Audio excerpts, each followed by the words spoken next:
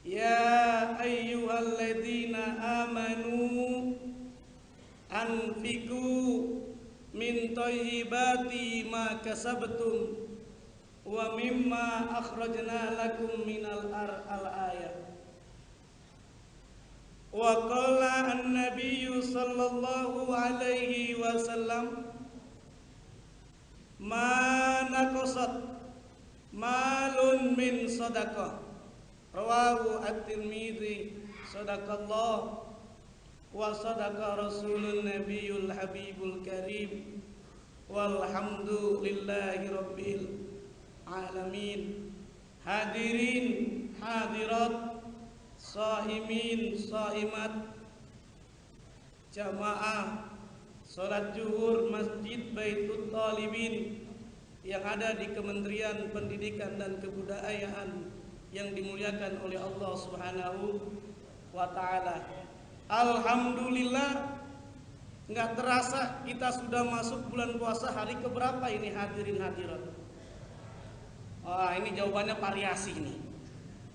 Ada yang 3, ada yang 4. Untung nggak ada yang 5 ini ya. Atau jangan-jangan ada yang 10 ini. Atas izinnya alhamdulillah kita bisa berpuasa.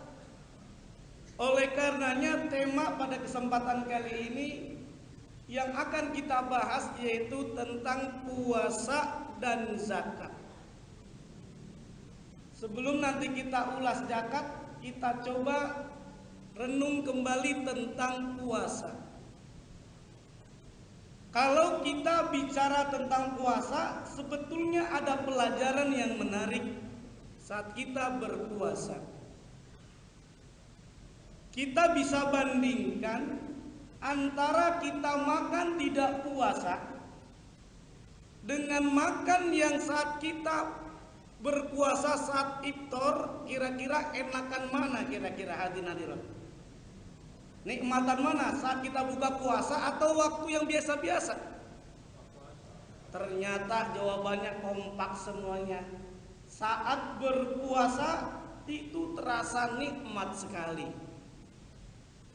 Jangankan minum sampai segelas, minum seteguk saja karena kita tidak makan, tidak minum karena kita puasa. Makan kita sesuap saja, makan dengan kurma saja 1 buah atau 1 biji, maka terasa nikmat rasanya. Kita merasa bersyukur, alhamdulillah, rasa syukur yang luar biasa. Inilah wajar saja kalau Allah telah menegaskan tujuan kita berpuasa tidak hanya untuk bertakwa saja. Tujuan kita berpuasa adalah la'allakum tashkurun, agar kita senantiasa bersyukur kepada Allah Subhanahu wa taala. Syukur kalau dalam bahasa Indonesia adalah terima kasih. Ingat konsepnya ada 2. Yang pertama kita terima rezeki dari Allah. Kemudian jangan lupa ketika mendapatkan hak orang lain, ada rezeki kita, masih ada hak orang lain yang belum kita tunaikan. Terima kasih. Terima kasih. Kita seringnya cuma terima saja, kasihnya sering terlupakan. Apa sebabnya?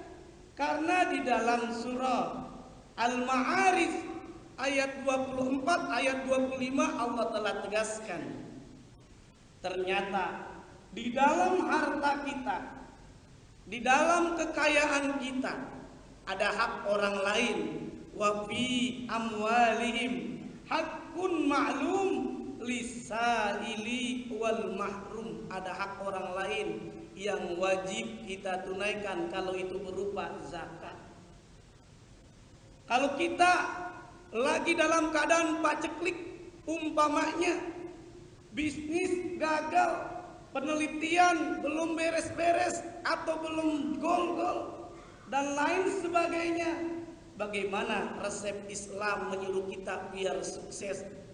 Ternyata kalau kita ingin mendapatkan kesuksesan, Islam memerintahkan kita untuk berbagi kepada orang yang membutuhkan.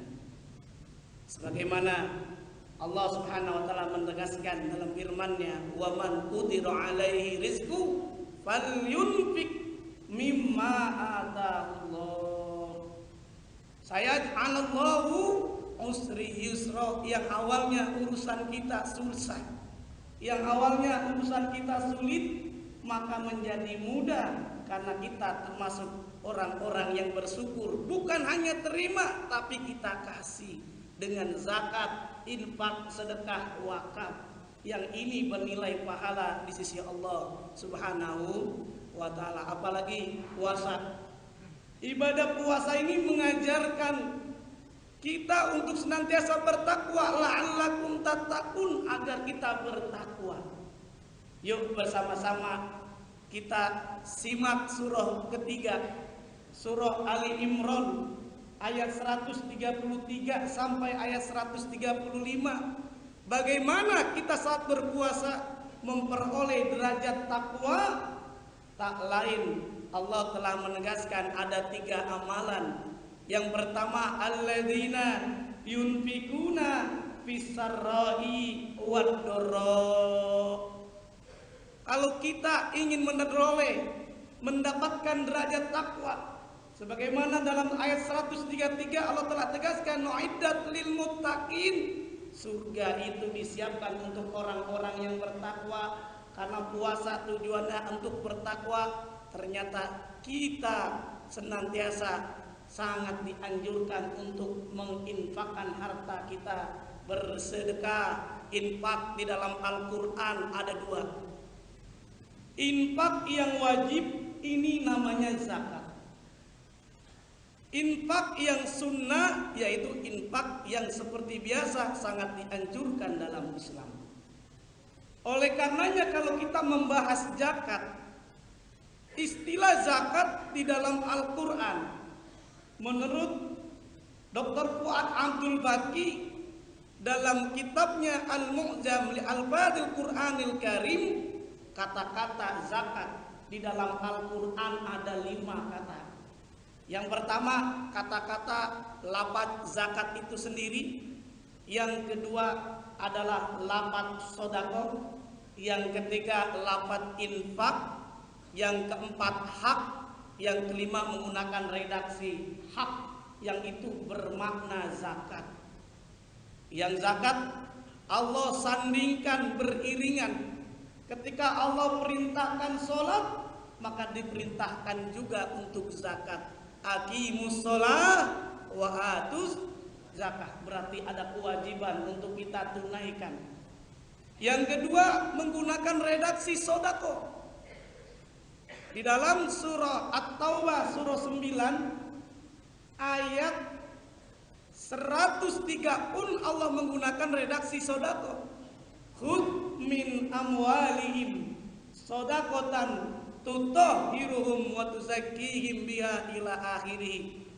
Nah, saya tanya hadirin hadirat, itu katanya kategorinya sedekah wajib atau sedekah sunnah kira-kira?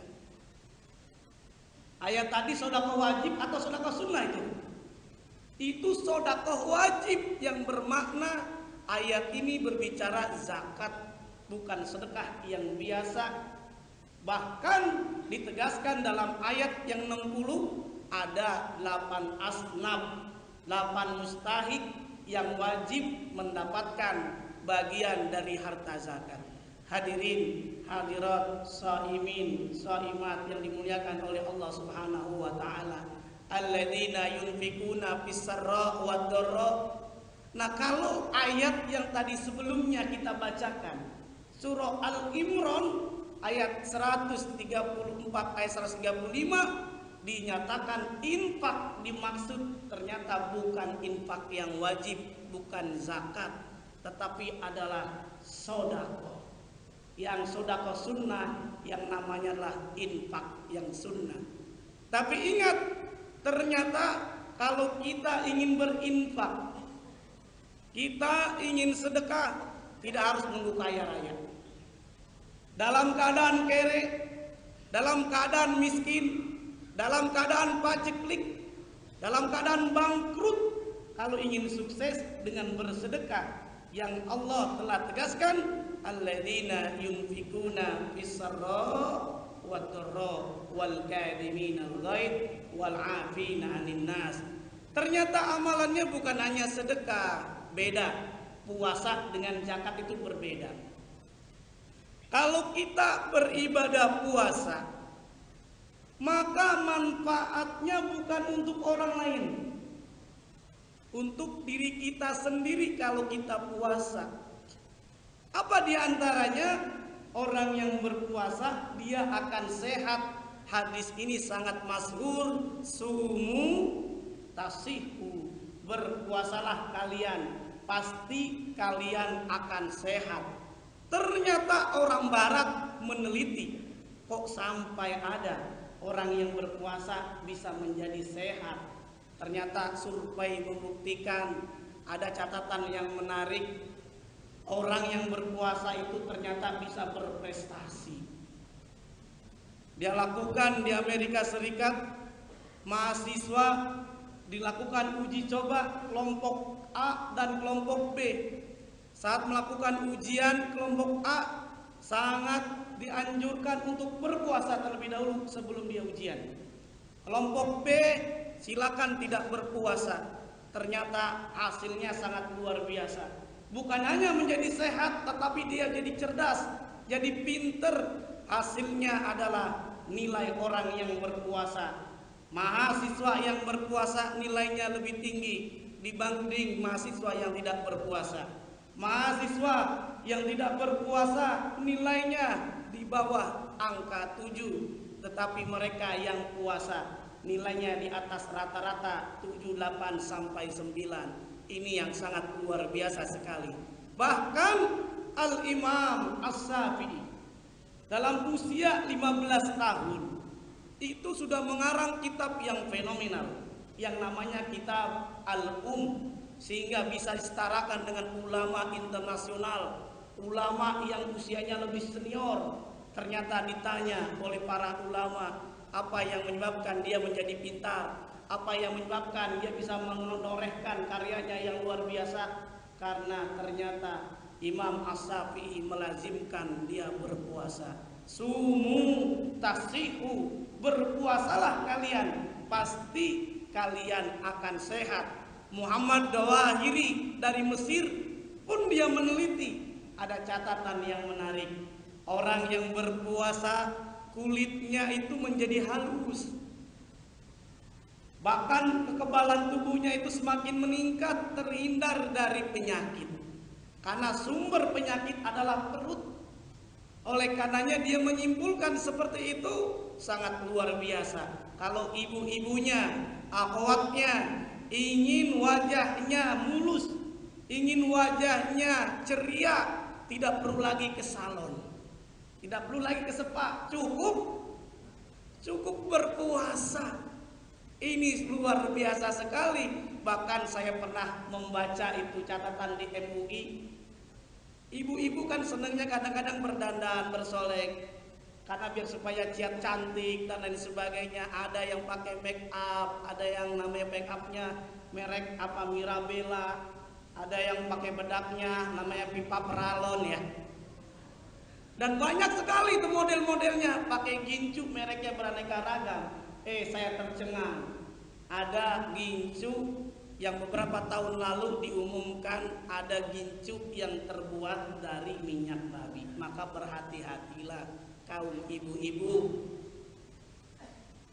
Ciri-ciri gincu itu yang mengandung minyak babi, kalau dipakai di bibir itu tahan lama, diusap-usap, diusek-usek, digosok-gosok, enggak hilang. Nanti ketika selesai nanti tarawih, bapak-bapaknya dicium oleh ibunya, tiba-tiba susah diusap, berarti bapak-bapak dicium. Bukan saya yang ngomong, cuman harap berhati-hati. Ini kembali, puasa itu menjadi sehat luar biasa sekali. Bahkan kalau kita mau tes kolesterol, asam urat, gula darah, itu harus puasa dulu. Operasi harus puasa. ada manfaat kalau kita puasa itu bukan untuk orang lain, buat kita sendiri. Bahkan kita dilatih, ada tarbiyah dengan puasa, melatih kejujuran yang sangat luar biasa. Walaupun orang lain tidak tahu kita puasa, tapi Allah Maha mengetahui. Ini juga manfaat buat kita semuanya untuk jujur. Wa huwa ma'akum aina ma kuntum. Di mana saja kita berada, Allah senantiasa berada. Sehingga saat kita bekerja di Kementerian Pendidikan dan Kebudayaan, kita nggak mau itu ngambil hak kementerian, kita bawa pulang, nggak mau. Jangankan uang banyak, jepitan aja, staples kita nggak mau ambil karena bukan hak kita, karena nanti kita akan dimintai pertanggungjawaban oleh Allah Subhanahu wa taala. Ibu-ibu, bapak-bapak, hadirin hadirat yang dimuliakan oleh Allah Subhanahu wa taala. Berbeda dengan zakat. Oleh karenanya sebelum kita bahas zakat, nih kembali puasa. Puasa salah satu bentuk syukur, jangan lupa ini ibadah yang sangat mulia di bulan Ramadan. Sahabat Rasulullah bertanya, "Ya Rasulullah, pekerjaan apa yang kami paling mulia, yang paling luar biasa, yang amal ibadahnya lebih baik di bulan Ramadan?" Rasulullah menjawab, "As-shadaqah fi Ramadan," bersedekah, berzakat di bulan Ramadan. Oleh karenanya bapak-bapak, ibu-ibu, hadirin hadirat, shaimin shaimat yang dimuliakan oleh Allah Subhanahu wa taala, puasa melatih kita jujur. Puasa juga menjaga kita latihan emosi, tidak marah-marah, menjaga mulut kita yang tidak perlu, jangan kita menyakiti orang lain. Ini kadang-kadang ada kisah ibu-ibu di komplek, ketika dia beli tomat, dia beli sayur, rupanya lupa dia lagi puasa. Dia tanya, "Bu, ini tomat berapa harganya?"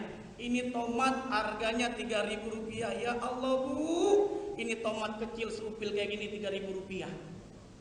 Kira-kira tukang sayur kesel nggak itu? Kata tukang sayur nyelotok, "Bu, ini bulan puasa Bu. Sekarang begini aja Bu," kata ibu, "ini tomat besarnya segede seupil 3.000 rupiah. Sekarang upil ibu segede tomat 3.000, saya bayarin." Jaga mulut kita, ucapan kita, lisan kita. Wal kadhiminal ghaid, menjaga emosi. Saat kita mengendarai mobil, coba bandingin. Saat kita berpuasa, enggak puasa, beda enggak kira-kira? Beda. Yang awalnya kita emosi, yang biasanya marah-marah, binatang di ragunan keluar, ini kadang-kadang enggak. Alhamdulillah, wal kadhiminal ghaid wal 'afina 'anil nas. Jangan lupa kita saling memaafkan. Walaupun berbeda, saling menghargai. Sebelum orang lain minta maaf, kita harus maafkan. Berbeda dengan ibadah zakat. Kalau ibadah zakat tidak hanya untuk individu saja manfaatnya saat kita berzakat, tetapi juga untuk sosial, untuk kemasyarakatan. Manfaat sholat untuk individu, takarrub ilallah, syahadat untuk individu, puasa untuk individu, haji untuk individu. Tapi ada catatan yang luar biasa. Zakat ternyata bukan hanya individu, tetapi ada sosial. Dalam bahasa kajian fikihnya namanya as-sahsiyah wal ijtimaiyah. Ada manfaat kalau kita berzakat untuk individu dan untuk masyarakat yang kita bantu. Oleh karenanya, menurut catatan Badan Amil Zakat Nasional yang sekarang namanya Bajnas Pusat, alhamdulillah Masjid Baitul Thalibin sudah menjadi UPZ dari Bajnas Pusat. Ini luar biasa sekali. Bulan Ramadan, yuk harta kita bersihkan, bukan hanya jiwa kita bersihkan. Insya Allah kita termasuk orang-orang yang memperoleh kemenangan. Qad aflaha man zakkaha. Sungguh telah beruntung, sungguh telah sukses. Siapa mereka? Man zakkaha, orang yang menyucikan jiwanya. Tadi tidak emosi, menyucikan jiwanya, tidak sombong, senantiasa bersyukur, dia bersedekah, dia berzakat dan lain sebagainya. Kata Bajnas dalam penelitiannya yang dilakukan oleh kerjasama dengan Fakultas Ekonomi dan Manajemen IPB, potensi zakat di Indonesia ini luar biasa sekali, menyentuh angka kurang lebih 217 triliun rupiah. Kalau dibeliin cendol jadi apa itu ya? Luar biasa sekali itu 217 triliun. Tapi realisasinya ini lumayan. Dari tahun 2011, 2012, 2013 itu ada kenaikannya. 2011 angka zakat infak sedekah terkumpul kurang lebih 1,5 triliun rupiah. 2012 zakat yang terkumpul kurang lebih 1,8 triliun rupiah. 2013 ternyata 2,2 triliun. Kalau kita pakai teori efektivitas, sama dengan target dibagi realisasi, maka ini belum optimal. Apa sebabnya? Potensi zakat Indonesia 217 triliun rupiah. Realisasinya berapa hadirin hadirat? 2,2 triliun, tidak lebih, kurang dari 2% atau 1% lebih sedikit. Apa sebabnya? Masyarakat tidak zakat.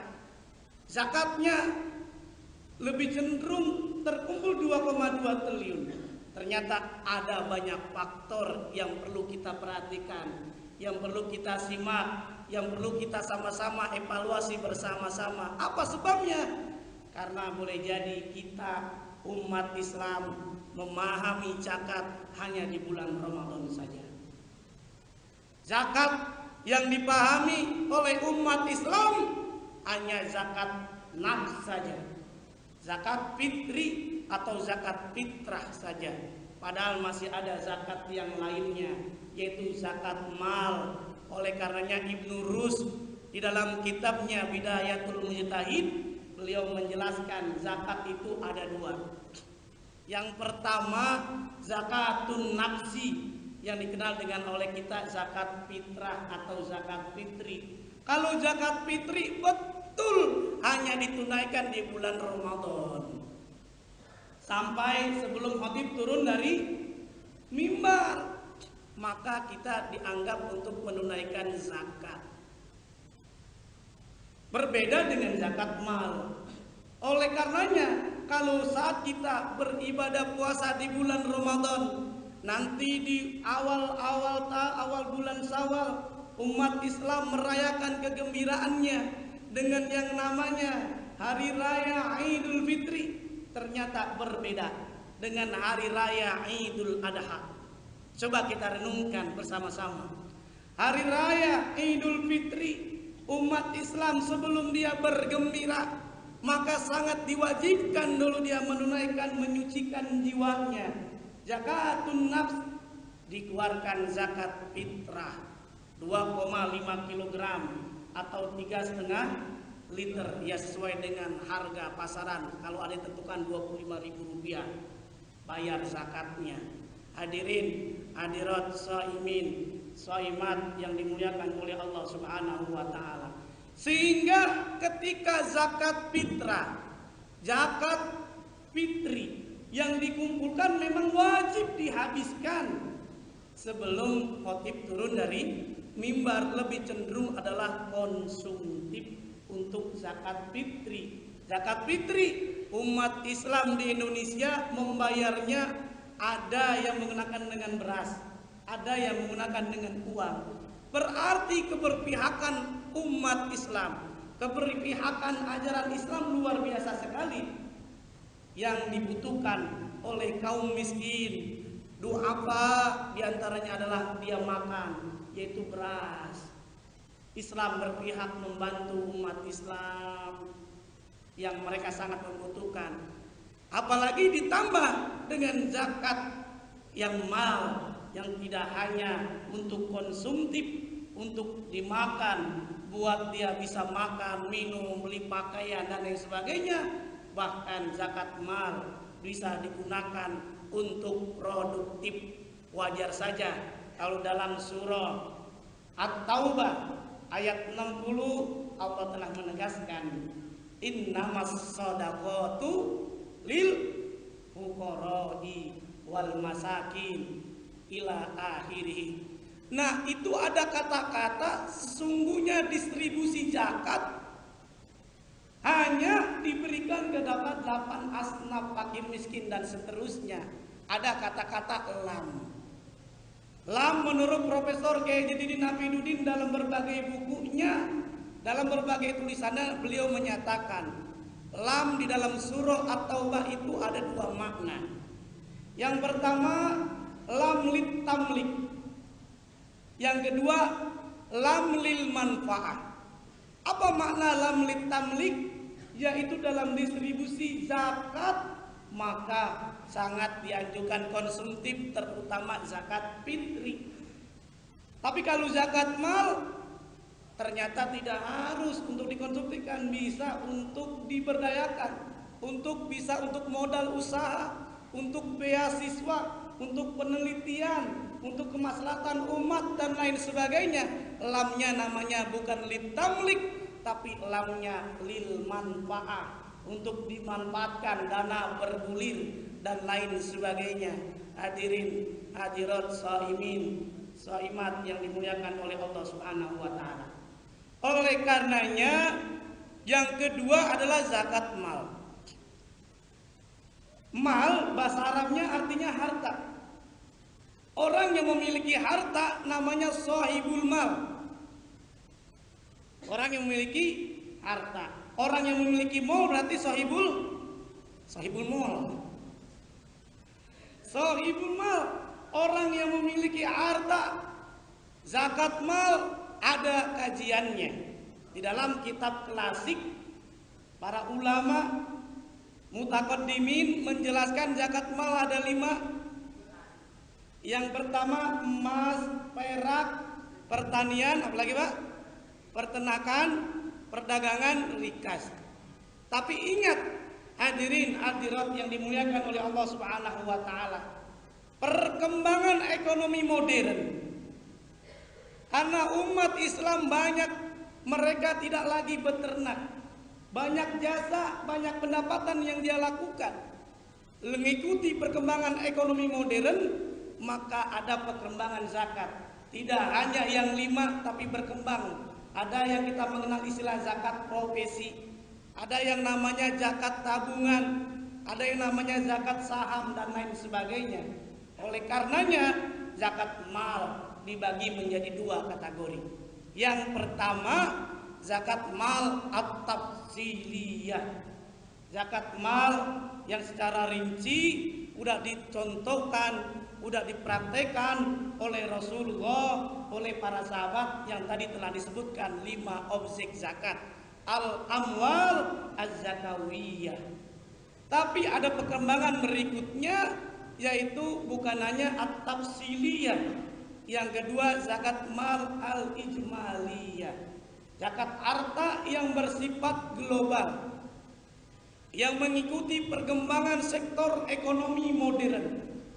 Setiap harta yang kita miliki cukup nisab, batas minimal kita berzakat sudah cukup. Sudah cukup hitungan haul, masa 1 tahun, maka wajib kita menunaikan zakat. Makanya dalam ayat Al-Quran menggunakan redaksinya global. Hud min amwalihim, pungutlah harta mereka, yaitu dari harta zakat. Ternyata zakat itu bukan hanya zakat 5 objek zakat, tetapi perkembangan ekonomi modern, sebagaimana yang telah dicontohkan oleh Umar bin Khattab. Umar bin Khattab sebagai khalifah yang kedua, itu ada catatan yang perlu kita luar biasa acungkan jempol. Pada masa Rasulullah, pada masa Abu Bakar As-Siddiq, tidak ada itu yang namanya zakat kuda. Tapi kenapa pada masa Umar bin Khattab zakat kuda itu ditunaikan? Karena waktu itu zakat kuda pada masa Nabi, zakat kuda pada masa Abu Bakar As-Siddiq, khalifah yang pertama, itu belum dijadikan komoditas. Belum dijadikan orang bisa kaya raya gara-gara punya kuda. Tapi ketika masa Khalifah Umar bin Khattab, orang kaya raya karena dengan adanya melalui zakat, melalui kuda, bisnis kuda. Bahkan dilakukan kias. Kiasnya itu apa? Yang anehnya Umar bin Khattab melakukan ijtihad zakat kuda itu tidak menggunakan kias zakat peternakan, zakat sapi, zakat onta, zakat kambing, tetapi menggunakan kiasnya adalah zakat perdagangan. Inilah ijtihad yang awal-awal. Bahkan Khalifah Muawiyah menurut Al-Imam Malik di dalam kitabnya Al-Muwatta, dia menjelaskan ternyata zakat profesi, zakat penghasilan sudah ditarik pada masa Khalifah Muawiyah bin Abi Sufyan. Bahkan catatan yang menarik, pada masa Khalifah Umar bin Abdul Aziz zakat profesi itu meningkat. Bahkan padahal Umar bin Abdul Aziz itu memimpin negeri yang luas wilayahnya 3/4 dunia karena dikuasai oleh umat Islam, itu luar biasa padahal 2 tahun. Ternyata ada catatan di Yaman, ada amilnya, ada petugas zakat itu. Pada semester yang pertama ketika masyarakat sadar berzakat, ternyata masih disisakan 1/4 karena 3/4-nya dibagikan kepada mereka yang membutuhkan. 1/4-nya dibalikan ke pusat ke Khalifah Umar bin Abdul Aziz. Ternyata semester berikutnya dikembalikan bukan 1/4, setengahnya. Apa sebabnya? Karena 1/4-nya masyarakat yang awalnya dia mendapatkan zakat, dia tidak berzakat, justru dia menjadi berzakat. Bukan penerima zakat, berubah 4M, merubah mustahik menjadi muzaki. Semester yang ketiga, karena meningkat sadar berzakat, masyarakat berzakat, pemberdayaan luar biasa. Dikumpulkan naik lagi, yang diberdayakan cuma 1/4, 3/4-nya dikembalikan ke pusat. Yang tercengang Khalifah Umar bin Abdul Aziz, kenapa di semester keempat, tahun yang kedua dikembalikan zakat, bukan diberikan distribusi kepada orang yang di masyarakat itu sendiri, tetapi 100% dikembalikan. Apa sebabnya? Tidak ada satupun yang mereka fakir miskin, merubah mustahik menjadi muzaki. Luar biasa sekali. Sampai-sampai kata Khalifah Umar bin Abdul Aziz, "Hai Gubernur Yaman, coba ente cari mana, lihat fakir miskin. Kalau ada bantu, sudah dicari, tidak ada. Kalau begitu cari orang yang berutang, sudah ditutupi, dilunasi, tidak ada satupun. Terus ada tidak pemuda yang dia miskin, dia belum nikah, tolong diberikan biaya dari zakat. Tapi saya pesan kepada jamaah, nanti yang belum nikah jangan minta dari zakat ya. Karena memang boleh secara syariahnya sudah dicontohkan secara sederhana.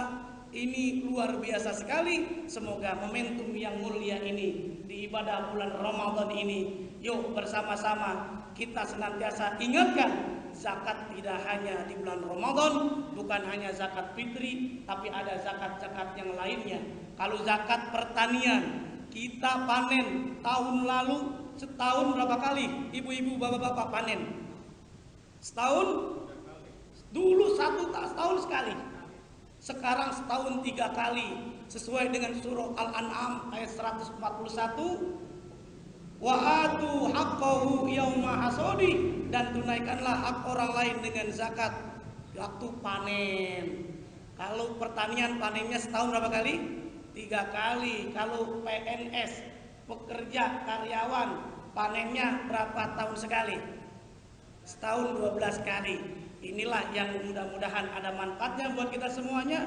manfaatnya bukan untuk diri kita semakin bertakwa, tetapi senantiasa berkah. Qad aflaha man zakkaha wa qad khaba man dassaha, sehingga distribusi kekayaan kita berpindah sehingga memperoleh 4M, merubah mustahik menjadi muzaki. Ini saja yang saya sampaikan. Mohon maaf yang sebesar-besarnya. Akhir kata dari saya, ikan sepat, ikan gabus, ikan lele, lebih cepat, lebih bagus, jangan bertele-tele. Wassalamualaikum warahmatullahi wabarakatuh.